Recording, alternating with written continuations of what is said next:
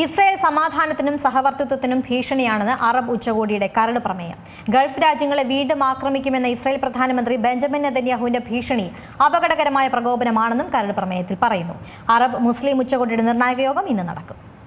Israel സമാധാനത്തിനും സഹവർത്തിത്വത്തിനും ഭീഷണിയാണെന്നാണ് Arab ഉച്ചകോടിയുടെ കരട് പ്രമേയം. ഗൾഫ് രാജ്യങ്ങളെ വീണ്ടും ആക്രമിക്കുമെന്ന നെതന്യാഹുവിന്റെ ഭീഷണി അപകടകരമായ പ്രകോപനമാണെന്നും കരട് പ്രമേയത്തിൽ പറയുന്നു.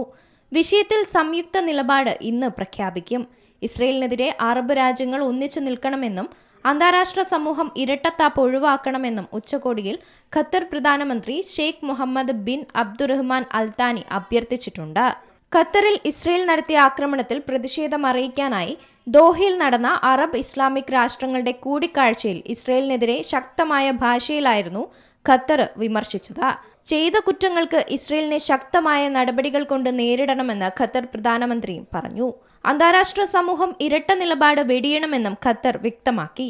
ഇസ്രയേൽ ആക്രമണത്തിന് ഖത്തറിനെ മധ്യസ്ഥ ശ്രമങ്ങളിൽ നിന്ന് തടയാൻ കഴിയില്ലെന്ന് ഖത്തർ പ്രധാനമന്ത്രി പറഞ്ഞു.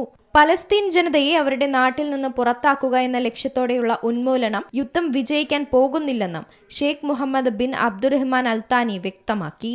അറബ് മുസ്ലിം ഉച്ചകോടിയുടെ നിർണായക യോഗം ഇന്ന് നടക്കും. ആക്രമണത്തിന്റെ പശ്ചാത്തലത്തിൽ ഇസ്രയേലിനോട് എന്ത് നിലപാട് സ്വീകരിക്കണമെന്ന് യോഗം ചർച്ച ചെയ്ത് തീരുമാനിക്കും. ഉച്ചകോടിയിൽ പങ്കെടുക്കുന്നതിനായി അറബ് രാഷ്ട്ര നേതാക്കളും ദോഹയിൽ എത്തിച്ചേർന്നിട്ടുണ്ട്. News desk Zee Malayalam news.